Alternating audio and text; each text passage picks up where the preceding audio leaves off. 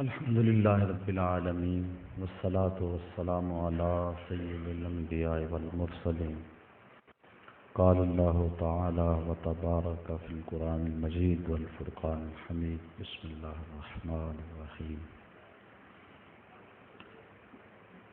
قال اللہ تعالی وتبارک فی القرآن المجید والفرقان الحمید ان تجتنبوا کبائر ما تنہون عنہ نکفر عنکم سیئاتکم صدق اللہ مولانا العظیم وصدق رسولہ النبی الکریم الرؤوف الرحیم اللہم نور قلوبنا بالقرآن وزین اخلاقنا بالقرآن وادخلنا الجنة بالقرآن ونجنا من النار بالقرآن قال اللہ تعالی وتبارک فی شان حبیبہ مخبرا وعامرا ان اللہ وملائکتہ یصلون علی النبی یا ایھا الذین آمنوا صلوا علیہ وسلموا تسلیما الصلاۃ والسلام علیک یا رسول اللہ وعلى آلك وأصحابك يا محبوب رب العالمين الصلاة والسلام عليك يا رسول الله وعلى آلك وأصحابك يا نبي الرحمة تمام حمد و ثنا تعریف و توصیف اللہ جل مجدہ الکریم کی ذات پاک کے لیے جو خالق کائنات بھی ہے اور مالک شش جہات بھی۔ اللہ جل و علا کی حمد و ثنا کے بعد حضور نبی اکرم شفیع امم رسول محتشم نبی مکرم اللہ کے پیارے امت کے سہارے رب کے محبوب دانائے غیوب مالک رقاب امم فخر عرب و عجم والی کون و مکان سیاہ لا مکان سید انس و جاں سرور لالا رخاں نیر تاباں سرنشی میں مہوشاں ماہ خوباں شہنشاہ حسینہ تتمہ دوراں سر خیل زہرہ جمالاں جلوہ صبح ازل نور ذات لم یزل باعث تکوین عالم فخر آدم و بنی آدم نیر بطحا رازدار ما اوہا شاہد ما طغا صاحب علم نشرہ معصوم آمنہ احمد مجتبیٰ حضرت محمد مصطفیٰ صلی اللہ علیہ وسلم کے حضور ناز میں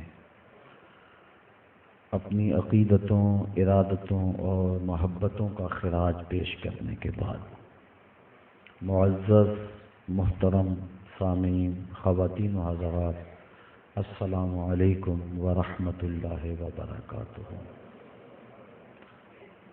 گناہ کبیرہ اور ان کی تباہ کاریوں کے عنوان سے کچھ باتیں آج کی اس نشست میں آپ کے گوش گزار کروں گا۔ اللہ تعالی میری زبان پر کلمۃ الحق جاری فرمائے۔ گناہ کبیرہ یا صغیرہ، اس کے بارے میں علماء کا باہم اختلاف ہے۔ امام ابو اسحاق اصفرائینی اور قاضی ابو بکر باقلانی اور دیگر علماء اشاعرہ اس بات کے قائل نہیں ہیں کہ گناہ چھوٹا ہوتا ہے۔ وہ کہتے ہیں ہر گناہ بڑا ہوتا ہے۔ جس سے یار ناراض ہو جائے وہ جملہ، وہ عمل، وہ فعل، وہ قول چھوٹا نہیں بڑا ہے۔ تو پھر صغیرہ اور کبیرہ کی جو تقسیم ہے یہ کیا معنی رکھتی ہے؟ تو علماء کرام کہ ایک طبقے کا موقف یہ ہے کہ ایک دوسرے سے اس کا موازنہ کیا جائے، فی نفس ہی چھوٹا نہیں ہے، لیکن کچھ گناہ ان بڑوں میں اور زیادہ بڑے ہیں۔ اس لیے کہا جاتا ہے کہ یہ گناہ بڑے ہیں اور یہ ان میں سے بھی بڑے ہیں، لیکن ایک دوسرا طبقہ صغیرہ اور کبیرہ گناہوں کی تقسیم کا قائل ہے، اور اس پہ قرآن مجید کی اس آیت کو بطور دلیل پیش کرتے ہیں جو میں نے آپ کے سامنے تلاوت کی، کہ اللہ تعالیٰ جل شانہ ارشاد فرماتا ہے اگر تم بڑے گناہوں سے اجتناب کرو تو باقی گناہ تمہارے میں ویسے ہی معاف فرما دوں۔ بڑے گناہ ان سے بچا جائے تو چھوٹے گناہ خود بخود ختم ہوتے رہتے ہیں۔ وضو کریں تو گناہ جھڑ جاتے ہیں۔ جمعے سے لے کر جمعے تک، ایک نماز سے لے کر دوسری نماز تک درمیان میں جو ہونے والے گناہ ہیں، یہ نمازیں، یہ جمعے، ان کا کفارہ ہے۔ نیکیوں کے کرنے سے گناہ ختم ہوتے ہیں۔ جب گناہ بندہ کرتا ہے تو دل پر ایک سیاہ نقطہ لگتا ہے، اگر نیکی کرتا ہے تو وہ مٹ جاتا ہے۔ تو اس سے مراد علماء کہتے ہیں صغیرہ گناہ ہے، چونکہ جو کبیرہ گناہ ہیں وہ بغیر توبہ کے معاف نہیں ہوتے، جو صغیرہ گناہ ہیں وہ جھڑتے رہتے ہیں، نماز سے جھڑ جاتے ہیں۔ حدیث میں آتا ہے جب کوئی بندہ نماز کے لیے کھڑا ہوتا ہے تو اللہ تعالیٰ جل شانہ فرشتوں کو کہتا ہے اس کے گناہ اتار کے ایک سمت ڈھیر لگا دو۔ فرشتے اس کے گناہ ایک سمت ڈھیر لگا دیتے ہیں تاکہ یہ میرا بندہ پاک صاف ہو کے میرے حضور کھڑا ہو۔ تو جب وہ نماز پڑھ کر فارغ ہو کے جانے لگتا ہے تو فرشتے عرض کرتے ہیں مالک یہ جو گناہ اس کے اتارے تھے یہ اترے رہنے دیں یا اس کے ساتھ لگا دیں؟ تو اللہ تعالیٰ فرماتا ہے اب اترے ہیں تو اترے ہی رہنے دو، میرا بندہ پاک صاف و ستھرا ہو کے گھر جائے۔ حضرت سلمان فارسی اور حضرت عثمان رضی اللہ تعالی عنہما، یہ حضرت عثمان بن عفان کے علاوہ کوئی اور عثمان نامی صحابی ہیں، یہ اکٹھے سفر میں تھے۔ راستے میں ایک درخت آیا، خزاں کا موسم تھا، ایک شاخ جھکی ہوئی تھی جس پہ زرد پتوں کا گہنا تھا۔ تو حضرت سلمان فارسی نے اس شاخ کو پکڑ کے جھٹکا دیا تو جتنے بھی پتے تھے وہ جھڑ گئے۔ تو حضرت سلمان فارسی نے حضرت عثمان سے کہا اے عثمان تو نے مجھے پوچھا نہیں کہ میں نے ایسا کیوں کیا ہے؟ انہوں نے کہا آپ بتا دیں کہ آپ نے ایسا کیوں کیا ہے۔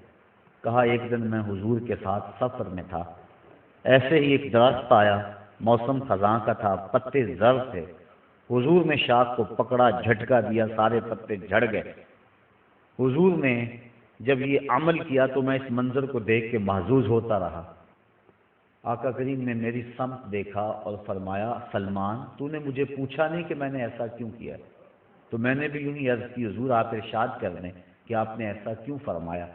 تو میرے آقا کریم نے ارشاد فرمایا اے سلمان جس طرح میں نے اس شاخ کو پکڑا اور جھٹکا دیا اور اس کے اوپر کوئی پتا باقی نہیں بچا، جب انسان نماز کے لیے کھڑا ہوتا ہے یوں ہی سارے گناہ جھڑ جاتے ہیں۔ تو یہ صغیرہ گناہ ہوتے ہیں، وضو سے جھڑتے ہیں، نماز سے جھڑتے ہیں، نیکی کریں تو گناہ مٹ جاتا ہے۔ انسان کے اچھے اعمال سے، صلہ رحمی سے، شفقت کا ہاتھ کسی یتیم کے سر پہ رکھنے سے اور صدقہ و خیرات کرنے سے، کسی بھوکے کو کھانا کھلانے سے گناہ جھڑتے رہتے ہیں، لیکن جو کبیرہ گناہ ہیں وہ توبہ سے ختم ہوتے ہیں۔ اس لیے صغیرہ اور کبیرہ کی تقسیم کا ایک طبقہ قائل ہے، اور احادیث کے اندر مختلف تعداد صغیرہ اور کبیرہ کی ہے۔ بعض علماء کہتے ہیں کہ جو کبیرہ گناہ ہیں ان کی تعداد 7 ہے۔ بخاری اور مسلم میں متفق علیہ روایت ہے، حضور علیہ السلام نے فرمایا کہ 7 چیزیں مہلکات میں سے، موبقات میں سے، ہلاک کر دینے والی ہیں، اور حضور نے وہ 7 گناہ گنوائے ہیں۔ بعض نے کہا کہ یہی کبیرہ ہیں، بعض نے کہا کہ ایک روایت میں 9 کبائر کا تذکرہ آتا ہے، لہذا 9 گناہ کبیرہ ہیں۔ امام ذہبی نے الکبائر کے اندر 70 گناہوں پر تبصرہ کیا ہے، اور آپ کا موقف یہ ہے کہ یہ 70 گناہ کبیرہ ہیں۔ الزواجر کے اندر ابن حجر نے 467 گناہ لکھے اور ان کا عذاب اور ان کی تفصیل آگے لکھی، ان کے قول کے مطابق اور تحقیق کے مطابق تقریباً 500 کے قریب گناہ کبیرہ ہے۔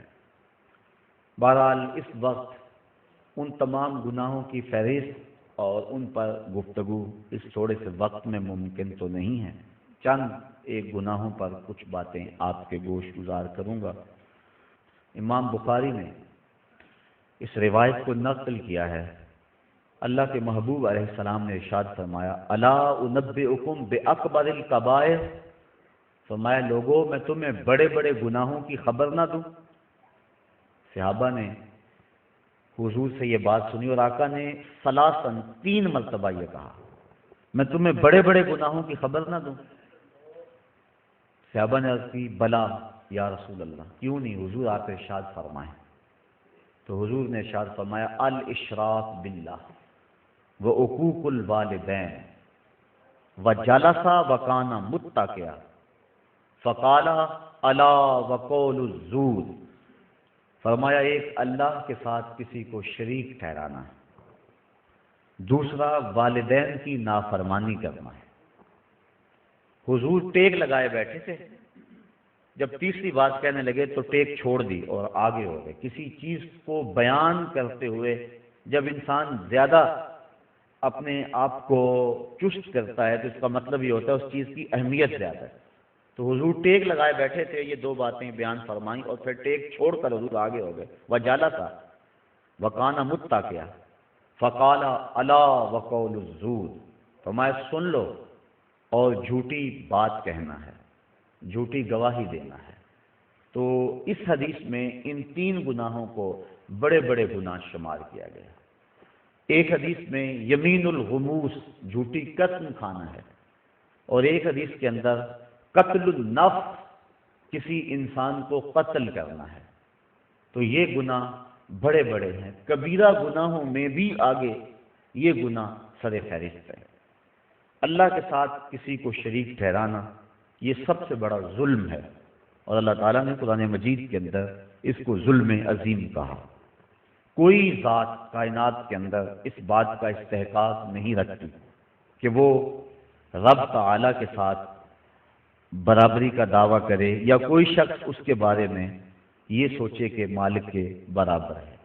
اس کی ذات میں اور اس کی صفات میں کوئی شریک نہیں ہو سکتا ہے۔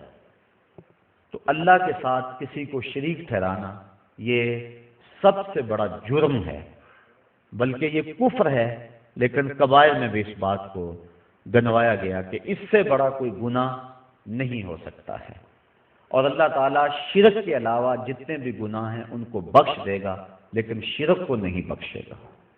وہ یہ گوارا ہی نہیں کرتا کہ میرے ساتھ کسی کو شریک ٹھہرایا جائے۔ اور قرآن مجید میں متعدد مقامات پہ اس بات کی نفی کی کہ تم غور کرو، تم اس بات پہ تدبر کرو کہ اللہ کا شریک ہو سکتا ہے، اور تم ان بتوں کو اس کا شریک بنا رہے جو اپنے بدن پہ بیٹھی ہوئی مکھی بھی نہیں اڑا سکتے۔ اتنے بے بس اور اتنے مجبور وہ اللہ کے شریک کیوں کر ہو سکتے ہیں؟ پھر جس کو اس نے خود پیدا کیا ہوا ہے وہ اس کے شریک کیسے ہو سکتے ہیں؟ وہ اپنی زندگی میں اللہ تعالیٰ کے ہر آن محتاج ہیں، تو جو محتاج ہے وہ کیسے اس کے برابر ہو سکتا ہے جس کی طرف لوگوں کا احتیاج ہو؟ اس لیے شرک عقلاً محال ہے، اور اپنے رب کے ساتھ ہم نہ ذات میں کسی کو شریک کر سکتے ہیں، نہ صفات میں کسی کو شریک کر سکتے ہیں، بلکہ اللہ کے علاوہ کسی اور شخص کا حلف اٹھانا بھی اس لیے جائز نہیں ہے کہ یہ اللہ کی شان کے خلاف ہے۔ حتیٰ کہ امام الانبیاء صلی اللہ علیہ وآلہ وسلم کے نام کی قسم کرنا بھی ہمارے لیے جائز نہیں ہے۔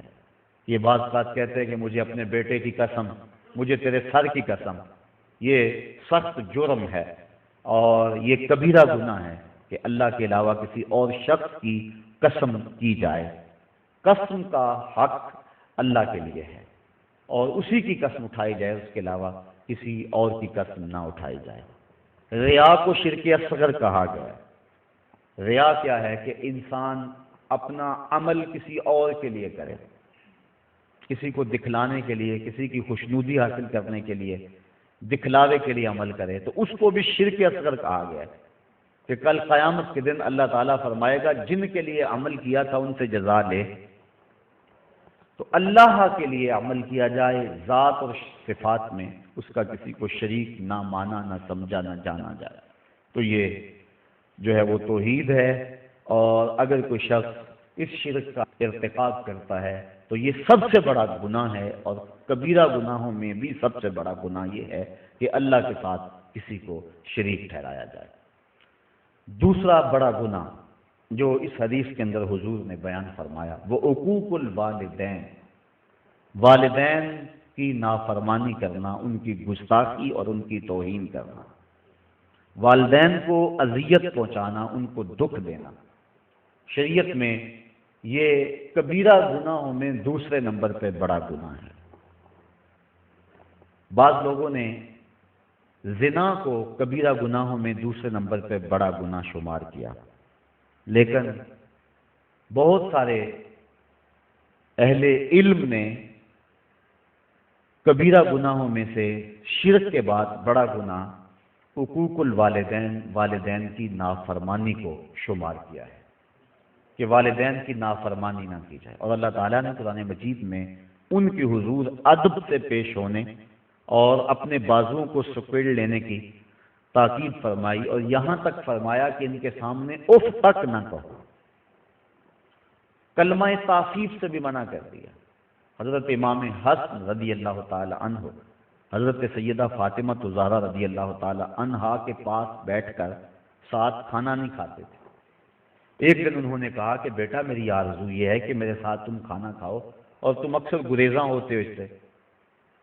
عرض کی امی جی میں اس بات سے ڈرتا ہوں کہ کسی لقمے کی طرف آپ کی نظر بڑھ جائے لیکن ابھی آپ کا ہاتھ نہ بڑھے، اور میں آپ کے ارادے سے عدم آگہی کی وجہ سے اس لقمے کو اٹھا لوں اور آپ ماں ہونے کے ناطے سے نہ روکیں تو یہ آپ کی کہیں توہین نہ ہو جائے، میں اس ڈر سے آپ کے ساتھ بیٹھ کے کھانا بھی نہیں کھاتا۔ کلمہ تعفیف کے زمرے میں علماء نے یہ بات بھی لکھی ہے کہ والدین کے سامنے اف بھی نہ کرو۔ اس کا مفہوم کیا ہے؟ وہ کہتے ہیں جب والدین بوڑھے ہو جائیں اور اس حالت میں پہنچ جائیں کہ بول و برات چارپائی پہ کر دیں، تو اولاد، سعادت مند جو اولاد ہے وہ والدین کو اس عمر کے اندر اٹھاتی ہے، ان کے کپڑے بدلتی ہے اور غلاظت، گندگی دور کرتی ہے اور اس میں سعادت سمجھتی ہے۔ ایک شاعر ہوا احسان دانش، وہ کہتا ہے میں اپنی ماں کی خدمت اپنی بیوی کو نہیں کرنے دی، میں نے کہا یہ حق میرا ہے اور یہ میں سعادت کسی اور کو کیوں دوں۔ اور وہ کہتا ہے کہ کافی دور نہر تھی ہمارے گھر سے جہاں جا کر میں اس کا لباس دھوتا تھا اور پھر واپس آتا تھا۔ تو ہم بیویوں کے سپرد کر کے بعض ساتھ چلے جاتے ہیں اپنے ماں باپ کو، اور یہ نہیں سمجھتے کہ اس میں ہمارا اپنا حق کتنا ہے۔ ان کی سعادت مندی کہ اگر وہ تعاون کریں، لیکن یہ اولاد کی ذمہ داری ہے کہ وہ اپنے ماں باپ کی خدمت کریں، اور ماں باپ کی خدمت کرنے والا دنیا کے اوپر ہی نقد جزا پاتا ہے۔ ایک روایت کے اندر میں نے پڑھا ہے کہ والدین کی خدمت کرنے والا دنیا کے اندر ہی جزا پاتا ہے، آخرت کے اندر جو اس کو ملنی ہے وہ تو ضرور ملے گی۔ اور اسی طرح جو والدین کی نافرمانی کرتا ہے اللہ اس کے عذاب کو آخرت پر اڑتا، دنیا پر بھی اس کو ذلیل کرتا ہے جو والدین کو دنیا میں رسوا کرتا ہے۔ اور آپ دیکھ لیں معاشرے کے اندر جس نے والدین کو دکھ دیا وہ دنیا میں بھی ذلیل ضرور ہوا۔ بلکہ صوفیاء نے کتب تصوف میں لکھا ہے، اور اس کی مؤید ایک حدیث بھی ہے کہ جس نے والدین کے لیے روزانہ دعا کی، والدین زندہ ہیں یا فوت ہو گئے، معمول بنا لیا کہ ان کے لیے مغفرت کی دعا کرے، تو کہتے ہیں ساری زندگی اس کے رزق میں بے برکتی نہیں آ سکتی۔ تو ان کی خدمت کو شعار بنانا اور ان کی خدمت کو سعادت سمجھنا یہی عزتوں کا ظرف ہے۔ بلکہ ذرا غور کیجئے، صحاح میں روایت ہے حضور علیہ السلام کی خدمت میں ایک شخص حاضر ہوا، عرض کی حضور میں آپ سے اذن جہاد طلب کرتا ہوں، جہاد پہ جانا چاہتا ہوں۔ تو جواباً ارشاد فرمایا احی والدہ کا، کیا تیرے والدین زندہ ہیں؟ قال نعم، عرض کی ہاں حضور میرے والدین زندہ ہیں۔ قال ففیہ ما فجاہد، کہا جا ان کی خدمت کر، یہی تیرا جہاد ہے۔ باپ فالج میں گرا ہوا ہے اور بیٹا تبلیغی چلہ کاٹنے جا رہا ہے، کوئی قبولیت نہیں ہے۔ ماں کو ضرورت ہے اور وہ تڑپ رہی ہے، بیٹے کو آوازیں دے رہی ہے، اور بیٹا پیر کے دربار پہ اپنی داڑھی سے جھاڑو دے رہا ہے۔ ماں باپ کو سخت ضرورت ہے اور بیٹا جہاد پہ گیا ہوا ہے، شریعت نے اس کی اجازت نہیں دی، اس کی حوصلہ شکنی نہیں کی ہے۔ ہاں اگر کوئی اور تمہارا بھائی ان کی خدمت کرنے والا موجود ہے تو پھر ان کے اذن سے تم جا سکتے ہو، لیکن اگر ان کو ضرورت ہے تو تمہاری سب سے بڑی نیکی یہ ہے کہ تم ان کی خدمت کرو، ان کی دعائیں لو، ان کی رضا میں اللہ کی رضا ہے۔ دیکھ لو حضرت اویس کرنی رضی اللہ تعالیٰ عنہ، صحابی نہیں بنے، حضور اپنی قمیض کے بٹن کھول کے لمبی لمبی سانسیں لیتے ہیں اور فرماتے ہیں مجھے یمن سے یار کی خوشبو آتی۔ کسی نے کہا حضور یمن تو اتنا دور ہی نہیں ہے، لوگ کہاں کہاں سے آگے آپ کو ملنے کے لیے، زیارت کے لیے، اتنا پیار آپ کا اس سے، تو وہ آپ کی زیارت کے لیے بھی نہیں آیا؟ تو فرمایا اس کی بوڑھی اور نابینا ماں ہے، اس کی خدمت سے میرے حضور آنے سے روکے ہوئے ہے۔ تو جو والدین کی تعظیم اور عزت کرتا ہے وہ برکتیں پاتا ہے اور حضور کا محبوب بنتا ہے۔ بلکہ حضور نے فرمایا کوئی اویس سے ملے اور میرا سلام کہے اور اسے کہے کہ میری امت کی بخشش کی دعا کرے، تو یہ طے ہو گیا کہ جو ماں باپ کی خدمت کرتا ہے اللہ اس کی دعائیں رد نہیں کرتا ہے۔ بلکہ حضرت اویس کرنی کو حضرت عمر فاروق اور حضرت علی المرتضیٰ ملے، جا کے حضور کا سلام دیا۔ حضور کا جب نام سنا تو آنکھوں میں آنسو امڈ آئے اور زاروں کے تار رونے لگے۔ کہا بتاؤ حضور کے لبوں پہ میرا نام کیسے آیا تھا، کیسے کہا تھا اویس کو میرا سلام دو؟ جب پیار اور محبت کا یہ عالم دیکھا تو کہا اویس اتنا پیار حضور سے تو ملنے کیوں نہیں آیا، زیارت کے لیے کیوں نہیں آیا؟ حضرت اویس کرنی رضی اللہ تعالیٰ عنہ نے فرمایا اچھا تم نے میرے رسول کی زیارت کی ہے؟ کہا ہاں، صبح و شام حضور کے قرب میں رہتے تھے۔ کہا بتاؤ پھر حضور کے ابرو جڑے ہوئے تھے یا کھلے ہوئے تھے؟ اب یہ ایک لمحے کے لیے حیران ہو گئے۔ کہا میں نے نہیں کی، مجھ سے پوچھ لو۔ کوئی دور سے دیکھتا اسے جڑے ہوئے نظر آتے، قریب آ کے دیکھتا اسے کھلے ہوئے نظر آتے۔ معلوم ہوا جو ماں باپ کی خدمت میں لگا ہوا ہے وہ حضور کے قرب سے بھی محروم نہیں ہے، وہ حضور کے قرب کی دولت سے بھی مالا مال ہے۔ تو والدین کے ساتھ حسن سلوک کرنا اس کی تاکید کی گئی اور ان کی ناراضگی سے بچا جائے۔ جب والدین ناراض ہو جائیں تو رب ناراض ہو جاتا ہے۔ اللہ کی رضا والدین کی رضا میں چھپی ہوئی ہے اور اس کی ناراضگی والدین کی ناراضگی کے اندر چھپی ہوئی ہے۔ اللہ اکبر۔ تو والدین کی نافرمانی یہ دوسرا بڑا گناہ ہے اور اس سے اجتناب کرنا چاہیے اور ماں باپ سے معذرت کر کے ان سے معافی مانگ لینی چاہیے۔ علماء کہتے ہیں کہ 3 اشخاص سے ہاتھ جوڑ کر معافی مانگنے میں کوئی شرم محسوس نہیں کرنی چاہیے۔ ایک والدین، دوسرا استاد اور تیسرا شیخ۔ یہ 3 ہستیاں ایسی ہیں کہ کوئی غلطی ہو جائے تو فوراً معذرت کر لو۔ ماں باپ تو ویسے ہی جلدی معاف کر دینے والے ہوتے ہیں، ان کا تو دل ہی بڑا نرم ہوتا ہے۔ ایک صحابی ان کی روح پرواز نہیں ہو رہی تھی تو حضور علیہ السلام تشریف لے گئے تو آقا کریم نے پوچھا کہ اس کی ماں ہے؟ عرض کی ہاں حضور ہے۔ تو حضور اس کے ہاں تشریف لے گئے، فرمایا کہ تیرا اور تیرے بیٹے کا ماجرا کیا ہے؟ عرض کی حضور وہ اپنی بیوی کی بات کو میری بات پہ ترجیح دیتا تھا اور میں اس کو معاف نہیں کرنا۔ حضور فرمایا بلال اٹھو اور لکڑیاں اکٹھی کرو اور جب آگ روشن ہوئے پھر مجھے بتانا۔ عرض کی حضور یہ لکڑیاں کیوں اکٹھی کرنی اور آگ کیوں جلانی ہے؟ کہا اگر تم معاف نہیں کرو گی تو اس کی روح نہیں نکلے گی، تو اسے میں آگ میں جلاؤں گا۔ تو ماں نے عرض کی حضور میں نے معاف کر دیا۔ تو کہا بلال جلدی جاؤ تلقین کرو اسے کلمے کی۔ تو جب وہ دوڑے ان کے لبوں کے اوپر پہلے ہی کلمہ جاری ہے۔ تو ماں باپ کی نافرمانی، ماں باپ کی ناراضگی اللہ کی ناراضگی کا سبب بن جاتا ہے۔ یہ دوسرا بڑا جرم ہے۔ تیسرا کبیرہ گناہ قتل النفس، کسی جان کو قتل کرنا۔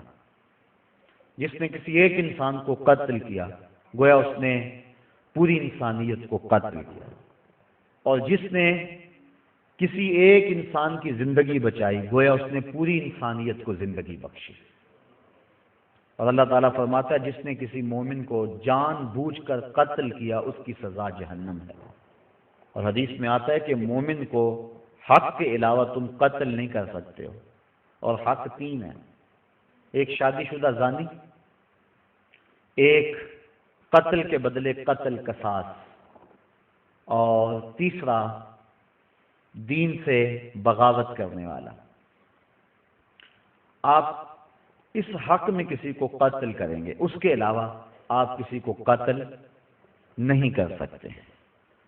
تو مومن کو قتل کرنا سخت جرم ہے، بلکہ حضور نے ارشاد فرمایا جب دو مومن آپس میں الجھ پڑتے ہیں اور ایک دوسرے کے ساتھ لڑتے ہیں تو قاتل اور مقتول دونوں جہنمی ہیں۔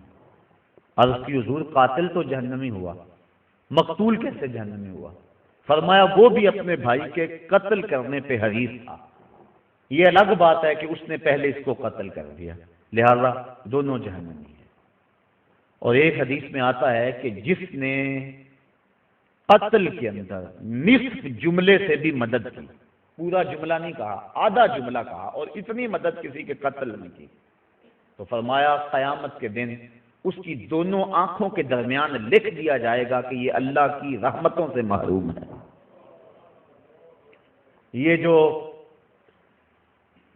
قاتل پارٹی کی طرف سے انکوائریوں پہ جاتے ہیں اور کہتے ہیں جی برادری کا مسئلہ ہے، ذرا وہ اس بات پہ غور کریں، جس نے آدھے جملے سے بھی مدد کی تو اس کی آنکھوں کے درمیان یہ بات لکھ دی جائے گی کہ یہ اللہ کی رحمتوں سے دور ہے۔ تو قتل نفس، علماء کہتے ہیں کہ قاتل کا گناہ جو ہے وہ معاف نہیں ہوتا جب تک اس کو 3 ذوات معاف نہ کرے۔ ایک تو اس میں اللہ کا حق ہے کہ اس نے انسان کو پیدا کیا تو اس نے اسے قتل کیا، تو سچی توبہ سے یہ حق معاف ہوگا۔ دوسرا حق مقتول کا ہے کہ اس کی جان کو اس نے ضائع کیا تو وہ اگر معاف کرے گا تو معافی ہوگا۔ اور تیسرا حق اس کے وارثوں کا ہے، ان بچوں کا ہے جو یتیم ہو گئے، اس بیوہ کا ہے جس کا سہاگ اجڑ گیا، ان بہنوں کا ہے جن کا سہارا چھین لیا گیا، اس بھائی کا حق ہے جس کی کمر توڑ دی گئی، اس بوڑھے ماں باپ کا حق ہے جن کی آنکھوں کا نور چھین لیا گیا۔ تو یہ تیسرا حق جو ہے وہ ان وارثوں کا ہے۔ تو اگر یہ راضی ہو گئے تو پھر معافی ہوگی۔ تو جو قاتل ہے وہ ان 3 ذوات سے معافی کا طلبگار ہوگا۔ اگر معافی ہوئی تو پھر اس کی جان چھوٹے گی، ورنہ اس کی جان نہیں چھوٹے گی۔ چوتھا کبیرہ گناہ الزنا۔ اللہ تعالیٰ نے قرآن مجید کے اندر صاف واضح اور 2 ٹوک الفاظ میں ارشاد فرمایا لا تقربوا الزنا، زنا کے قریب بھی نہ جانا۔ کیوں؟ انہ کان فاحشۃ وساء سبیلا، یہ فحش کام ہے اور انتہائی برا رستہ ہے۔ عقلاً بھی اس میں فحاشی ہے، شرعاً بھی اس میں فحاشی ہے، اور عادتاً بھی اس میں فحاشی ہے۔ تو کوئی بھی شریف شخص زنا کا ارتکاب نہیں کرتا، اور حدیث میں آتا ہے جب زانی زنا کرتا ہے تو اس سے ایمان نکال لیا جاتا ہے، اور زانی کے رزق میں بے برکتی ڈال دی جاتی ہے، اس کے چہرے کے نور کو چھین لیا جاتا ہے، اور اللہ کی رحمتوں سے وہ محروم کر دیا جاتا ہے۔ اللہ کے محبوب علیہ السلام کی بارگاہ میں ایک شخص حاضر ہوا اسلام اس نے قبول کیا اور عرض کی حضور میرے میں بڑے گناہ ہیں اور میں وہ چھوڑنے کا آپ سے وعدہ کرتا ہوں، لیکن مجھے لت پڑی ہے زنا کی، وہ میں نہیں چھوڑ سکتا۔ اب حضور رحمت اللہ العالمین حکیم نبی کیسے اس کی تربیت فرماتے ہیں؟ اس نے کہا سارے گناہ چھوڑ دوں گا، زنا نہیں چھوڑ سکتا۔ فرمایا تو کیا پسند کرتا ہے کہ تیری ماں کے ساتھ کوئی زنا کرے؟ اس نے عرض کی حضور میں یہ پسند نہیں کرتا۔ تو فرمایا جس کے ساتھ تو زنا کرے گا وہ بھی کسی کی ماں ہوگی۔ اس طرح فرمایا تو پسند کرتا ہے کہ کوئی تیری بہن کے ساتھ زنا کرے؟ اس نے کہا حضور یہ میں کیسے پسند کرتا ہوں؟ تو فرمایا کہ جس کے ساتھ تو زنا کرے گا وہ کسی کی بہن ہو سکتی ہے۔ اس طرح بیٹی کے بارے میں، بیوی کے بارے میں حضور نے فرمایا، تو وہ بات اس کے اندر اتر گئی۔ عرض کی حضور میں توبہ کرتا ہوں، آج کے بعد زنا نہیں کروں گا۔ زنا اللہ کو سخت ناپسند ہے۔ اللہ تعالیٰ جل شانہ نے حد مقرر فرمائی، جو شخص زنا کرتا ہے اس کو 100 کوڑے مارو، اور اگر کوئی شادی شدہ ہے اور پھر اس شادی شدہ سے اس فعل کا ارتکاب ہوتا ہے تو شریعت میں حکم ہے کہ اس کو سنگسار کیا جائے۔ اللہ تعالیٰ گوارا نہیں کرتا کہ وہ میری زمین پہ رہے، کہا اس کو سنگسار کر دو، پتھر مار مار کے ہلاک کر دو، یہ اس کی سزا ہے۔ تو زنا ایک ایسا جرم ہے، حضور علیہ السلام فرماتے ہیں کہ میں نے ایک خواب دیکھا اور میں نے وہاں دیکھا کہ ایک تنور ہے جس کے اندر سے چیخوں کی آواز آ رہی ہے، اور میں آگے بڑھا دیکھوں کہ اس میں کیا ہے، تو کیا دیکھتا ہوں کہ اس کے اندر آگ کے شعلے بھڑک رہے ہیں، اور اس میں کچھ برہنہ مرد اور برہنہ عورتیں ہیں، اور جب آگ کے الاؤ اور آگ کے شعلے ان کے جسم کو جلفاتے ہیں تو وہ چیختے ہیں اور شور کرتے ہیں اور اچھلتے ہیں۔ میں نے جبریل سے پوچھا کہ یہ لوگ کون ہیں؟ تو جبریل امین نے کہا حضور یہ وہ لوگ ہیں جو زنا کیا کرتے تھے۔ اور ایک روایت جو میں نے پرسوں بھی آپ کے سامنے رکھی کہ 3 اشخاص کی طرف اللہ نظر رحمت نہیں کرے گا، اور نہ ان کو پاک کرے گا، اور نہ ہی اللہ تعالیٰ جل شانہ ان کی طرف جو ہے وہ دیکھے گا۔ وہ 3 اشخاص میں سے پہلا شخص شیخ زان، وہ شخص جو بوڑھا ہو گیا ہے لیکن زنا نہیں چھوڑتا ہے۔ بوڑھا زانی اللہ کو سخت ناپسند ہے۔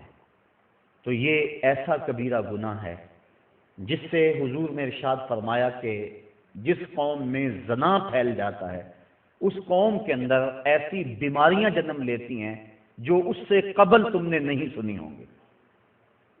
یہ ایڈز کے نام سے بیماری سابقہ اس کی مثال بھی نہیں ہے۔ تو جس قوم کے اندر یہ برائی پھیلتی ہے اس میں ایسی نئی نئی بیماریاں جنم لیتی ہیں، اور اللہ کی رحمتیں اس قوم سے اٹھا لی جاتی ہیں، ان لوگوں کے چہروں سے نور اچک لیا جاتا ہے، اور ان کے اندر فقر و فاقہ مسلط کر دیا جاتا ہے جس قوم کے اندر یہ برائی پھیلتی چلی جائے۔ چھٹا کبیرہ گناہ جس کی نشاندہی کی گئی الربا، سود۔ سود کے بارے میں حضور نبی رحمت صلی اللہ علیہ وسلم نے ارشاد فرمایا کہ اس کا کھانے والا، اس کا کھلانے والا، اس کا لکھنے والا، اس کی رقم پہ گواہ بننے والا سارے وزر یعنی گناہ میں برابر ہیں۔ اور سود کی جو سزائیں ہیں وہ بہت ساری ہیں، اور سب سے کم درجہ جو ہے حضور علیہ السلام نے فرمایا وہ اس کے برابر ہے کہ جیسے کوئی شخص اپنی ماں کے ساتھ زنا کرتا ہے۔ آج ہمارے اس معاشرے کے اندر سود کی لعنت سرایت کر گئی ہوئی ہے، اور اس کا نام بدل کے ہم اس کو اختیار کیے ہوئے ہیں۔ اگر شراب کی بوتل پہ روح افزا کا لیبل لگا لیا جائے تو اس کی ماہیت تو نہیں بدلتی۔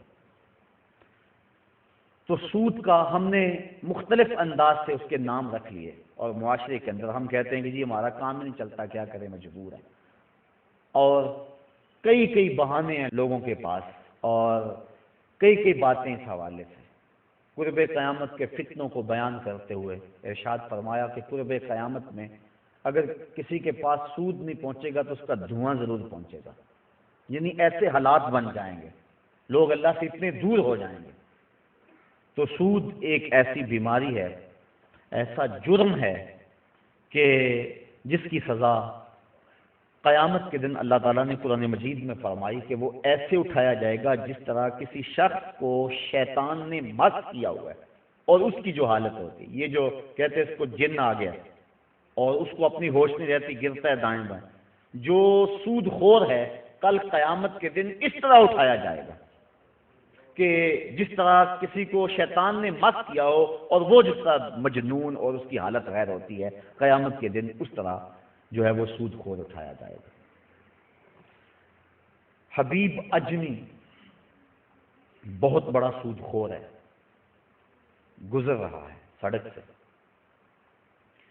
بچے کھیل رہے ہیں، اس وقت کچی سڑکیں ہوتی تھی تو اس کے پاؤں سے گرد اڑی، تو جب گرد اڑی تو ان بچوں نے کہا پیچھے ہٹ جاؤ، یہ سود خور جا رہا ہے، کہیں ایسا نہ ہو کہ اس کے پاؤں سے اڑنے والی گرد تمہارے اوپر پڑ جائے اور تمہیں جہنم کی آگ میں ڈالا جائے۔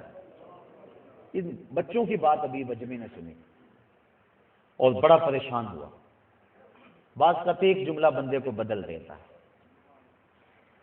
میں پچھلے دن سنت اور بدعت کے عنوان سے کچھ باتیں کی، تو میں جب واپس یہاں سے نکلا ہوں تو کتنے لوگوں نے مجھے یہ بات کہی ہے کہ آپ دعا کریں کہ جب دوبارہ ہم آپ کو ملے تو ہمارے چہرے پہ سنت کا نور ہو۔ تو بعض کا وقت ایسا ہوتا ہے کہ ایک جملہ اندر اتر جاتا ہے۔ ان بچوں نے کہا پیچھے ہٹ جاؤ، کہیں ابھی بجمی کے پاؤں سے اڑنے والی دھول تمہارے اوپر پڑ گئی تو تم جہنمی نہ ہو جاؤ۔ تو ابھی بجمی بڑا رویا، جہاں گیا وہاں واپس پلٹا اور اس نے پکی توبہ کر لی کہ مالک آج کے بعد سودی کاروبار نہیں کروں گا۔ تو جب واپس آیا تو وہی بچے بھی کھیل رہے تھے اور اس کے دل میں شرمندگی تھی ان بچوں سے، گزرنے لگا تیزی سے تو گرد زیادہ اڑی، تو بچوں نے ایک دوسرے سے کہا اور جلدی جلدی آگے ہو جاؤ، اگر حبیب اجمی کے پاؤں سے اڑنے والی دھول تمہارے بدن کے کسی حصے میں پہنچ گئی تو تمہیں اللہ جنت کی بہاریں عطا فرما دے۔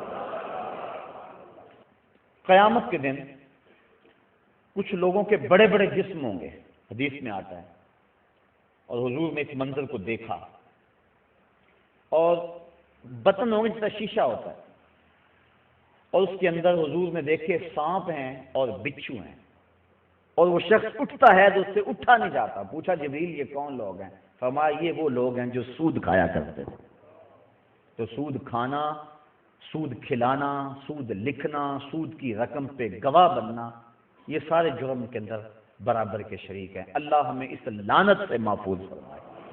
اگر کسی کے کاروبار کے اندر سود کا ایک ذرہ بھی ہے تو وہ جلدی سے اپنے کاروبار کو پاک کر دے، کیونکہ سود میں فائدہ کوئی نہیں ہے، سود میں نقصان ہی نقصان ہے۔ اللہ تعالیٰ فرماتا ہے کہ وہ ربا کو گھٹاتا ہے اور جو تم صدقات دیتے ہو اس کو بڑھاتا ہے۔ عقل انسانی کہتی ہے کہ جو سود لیتے ہو اس سے تو مال میں اضافہ ہوتا ہے، اور زکوٰۃ نکالیں تو اس میں مال میں کمی ہوگی، لیکن اللہ فرماتا ہے نہیں، اس میں زیادتی ہوگی، اس میں کمی ہوگی۔ ایک روایت میں آتا ہے کہ جب بندہ صدقہ کرتا ہے تو رحمان اس کو اپنی قدرت کی مٹھی میں لے لیتا ہے، اور پھر اتنی تیزی کے ساتھ وہ صدقہ بڑھتا ہے جس طرح گھوڑا بڑھتا ہے، اور کل قیامت کے دن چھوٹا سا جو صدقہ کیا جائے گا اس کو ایسے ملے گا جس طرح احد پہاڑ ہوتا ہے۔ تو صدقے بڑھتے ہیں اور سود جو ہے اس سے رزق سمٹتا ہے اور زندگی کے اندر بے چینی اور اضطراب پیدا ہو جاتا ہے۔ 7واں گناہ جس کو کبائر میں شمار کیا گیا وہ شراب نوشی ہے۔ ایک روایت میں آتا ہے شارب الخمر کا عابد الوثن، شراب پینے والا بت پوجنے والے کی طرح ہے۔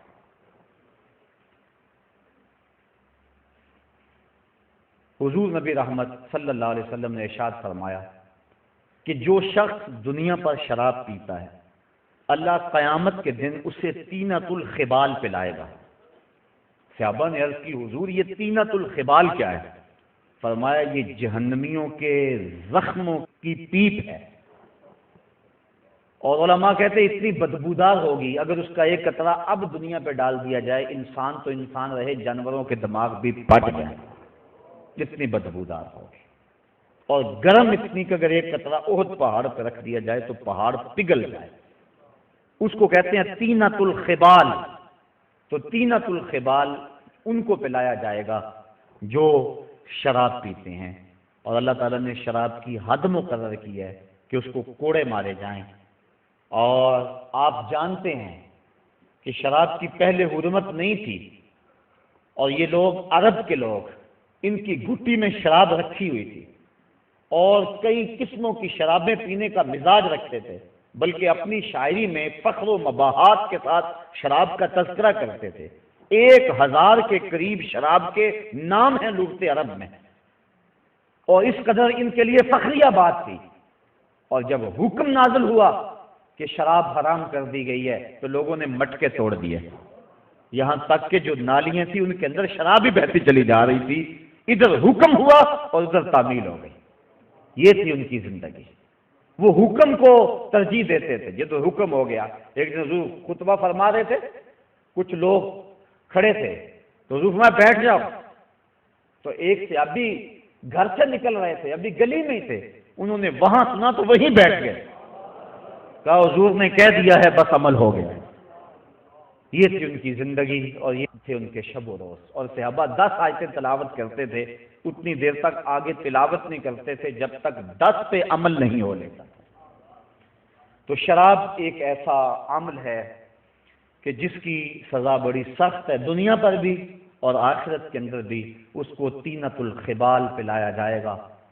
شرابی کی جو سزائیں ہیں اور جو اس کی تباہ کاریاں ہیں وہ تو ہیں، لیکن اس کی ایک بہت بڑی سزا یہ ہے کہ جو شرابی ہے یا اور بھی کسی طرح کا نشہ کرتا ہے، اس کو مرتے وقت کلمہ نصیب نہیں ہوتا۔ اللہ تعالیٰ جل شانہ ہمیں اس سے محفوظ و مامون فرمائے۔ کبیرہ گناہوں میں سے ایک گناہ النیاحہ، جب کوئی شخص فوت ہو جائے تو نوحے کرنا، یہ بالخصوص عورتوں میں ہے، مردوں میں بھی پایا جاتا ہے لیکن زیادہ تر یہ بیماری عورتوں میں ہے۔ کوئی کہتا ہے اللہ تجھے ترس نہ آیا، یہ جملہ تو خیر کفر ہے، اگر کسی نے کہا تو اس کو تجدید ایمان لازم ہے۔ جب کوئی دکھ پہنچے تو ظاہر اسلام دین فطرت ہے، اسلام یہ نہیں کہتا کہ تم اظہار غم نہ کرو، لیکن اظہار غم کے 4 طریقے ہیں: دل کا غم، آنکھوں کا غم، زبان کا غم، ہاتھوں کا غم۔ دل کا غم کیا ہے کہ دل دکھ سے بھر جائے۔ آنکھوں کا کیا غم ہے؟ آنسو بہائیں۔ زبان کا کیا غم ہے کہ واویلا کیا جائے۔ اور ہاتھوں کا غم کیا ہے کہ گریبان نوچا جائے، منہ پہ تھپڑ مارے جائیں، بال کھینچے جائیں۔ پہلے 2 غم رحمان کی طرف سے اور دوسرے 2 شیطان کی طرف سے۔ فرمایا لیس منا من ضرب الخدود وشق الجیوب ودعا بدعوی الجاہلیہ، جس نے گریبان پھاڑا، چہرے پہ تماچے مارے اور جہلوں جیسی باتیں کی، فرمایا ہمارے سے اس کا کوئی تعلق نہیں ہے۔ تو نوحے سے منع فرمایا گیا، بلکہ اگر مرنے والے کے دل میں یہ آرزو تھی کہ میرے بعد خوب چیخ پکار پڑے گی، لوگ بڑا روئیں گے، بعض لوگ کہتے ہیں ہمیں کون رونے والا ہوگا، تو اگر کسی کے دل میں یہ ہوگی کہ میرے بعد لوگ روئیں اور عجیب کیفیت بن جائے، تو ایسے نوحے پہ جو راضی تھا، حضور علیہ السلام نے ارشاد فرمایا جب وہ مرتا ہے تو رونے والوں کے رونے کی وجہ سے اس کو قبر میں عذاب ہوتا ہے، جتنا لوگ زیادہ روئیں گے اتنا ہی اس کو عذاب دیا جاتا ہے، اگر وہ اس پہ راضی تھا۔ لیکن اگر راضی نہیں تھا تو علماء نے تعبیر کی ہے کہ جو رونے والوں کا عذاب اہل قبور کو ہوتا ہے تو وہ انہی پر ہے، جو نہیں راضی تھے ان پر نہیں ہے، تو نوحے سے منع کر دیا گیا۔ باقی آنکھوں سے آنسو بہائے جا سکتے ہیں، بلکہ وہ اظہار محبت ہے۔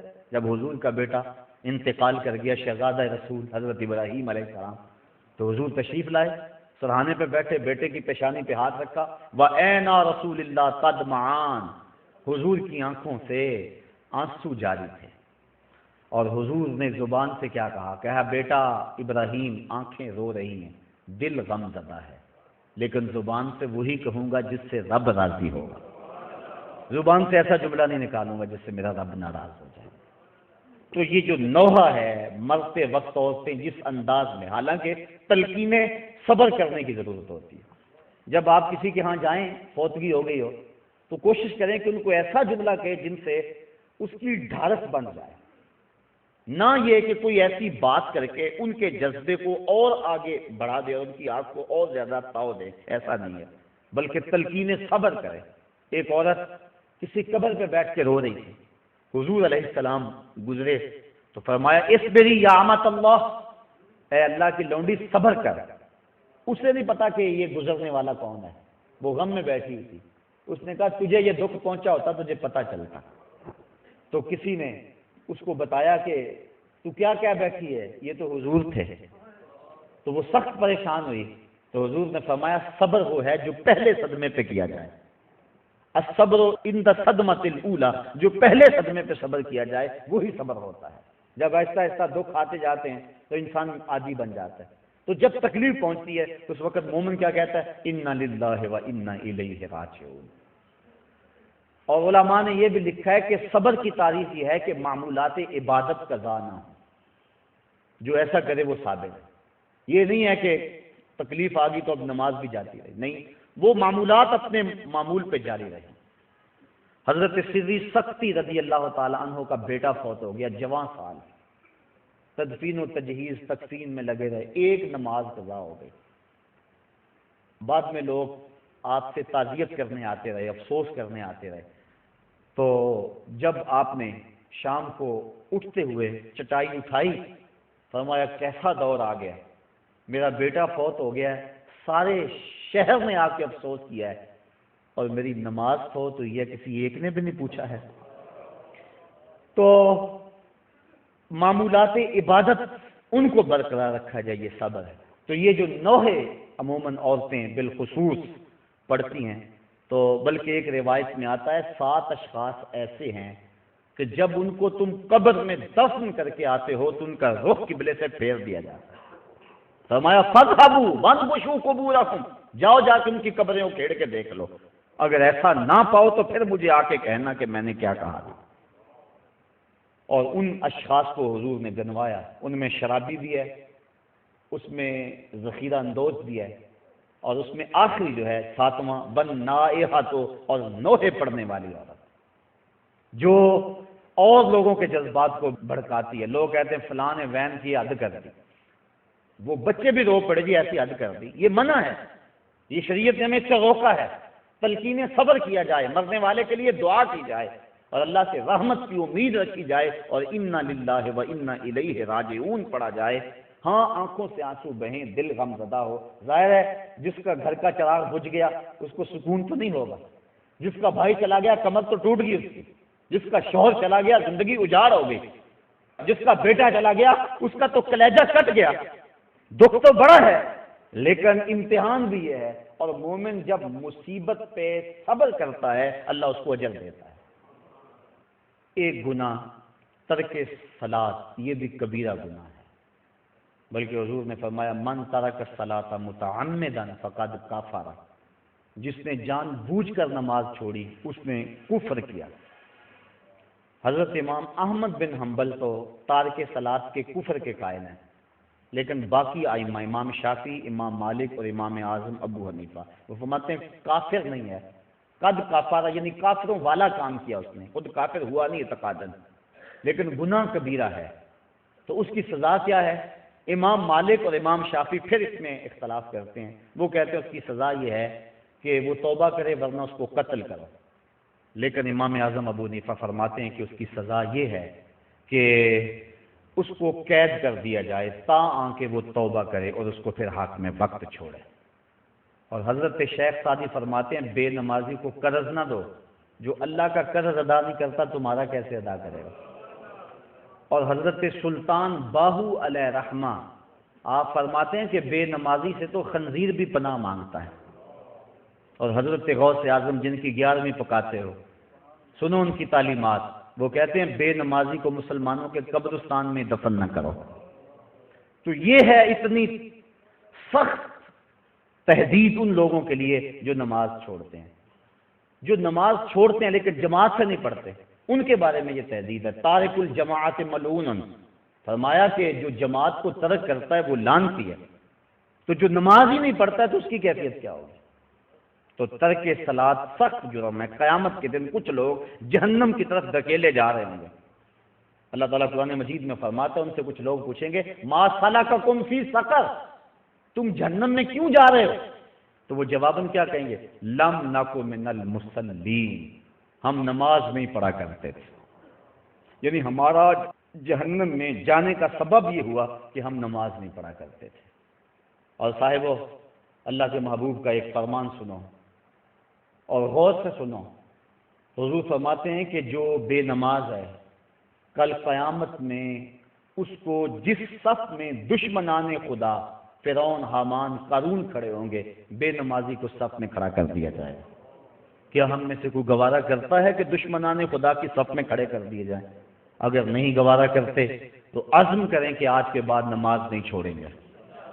صرف رمضان میں فرض نہیں ہے، رمضان المبارک کے علاوہ بھی نماز فرض ہے۔ اور اس معمول کو یہ اللہ نے کرم کیا کہ مسجدوں کے در کھل گئے، شیطان راستے سے ہٹ گیا اور مسجدیں آباد ہو گئیں، پیشانیاں سجدوں سے آشنا ہو گئیں، دل اس کی محبت سے سرشار ہو گئے۔ اور سحری کا منظر کتنا حسین ہوتا ہے، افطاری کے لمحے کتنے حسین ہوتے ہیں۔ اور کبھی غور کرنا، جب ہم یہاں درس سے فارغ ہوتے ہیں تو باہر کا ذرا منظر اس وقت دیکھنا، ایسا لگتا ہے اس طرح رحمت ربی اتر رہی ہے۔ عجیب کیفیت میں تو محسوس کرتا ہوں کہ اللہ کا قرآن سنا، اس کا دین سنا، اس کے پیغام کو سنا تو ایسی کیفیات نصیب ہو جاتے ہیں۔ یہ رمضان کے اشرائے رحمت سے چھنتا ہوا نور ہے جو ہمارے من میں اجالے پیدا کر رہا ہے۔ تو یہ جو ہمیں توفیق نصیب ہوئی رمضان میں نماز کی، دعا کریں کہ یہ تسلسل سے باقی رہے، اور یہ جن گناہوں کی نشاندہی کی گئی ہے اللہ ہمیں بچنے کی توفیق دے، جن کی نہیں بھی کی گئی ہمیں پتہ ہے کہ گناہ کیا ہے۔ حضور نے فرمایا کہ جو تیرے سینے میں کھٹکے اور تو لوگوں کے اس پر مطلع ہونے سے ڈرے وہ گناہ ہے۔ ما حاک فی صدرہ، تو ہمیں پتہ ہے گناہ کیا ہے اور نیکی کیا ہے۔ ہمیں اپنی زندگی کو ایک خوبصورت نظم دینا چاہیے اور زندگی کو نیکیوں کا حسن دینا چاہیے۔ اللہ مجھے آپ کو اپنی رحمتوں اور کرم نوازیوں کا حصار عطا فرمائے۔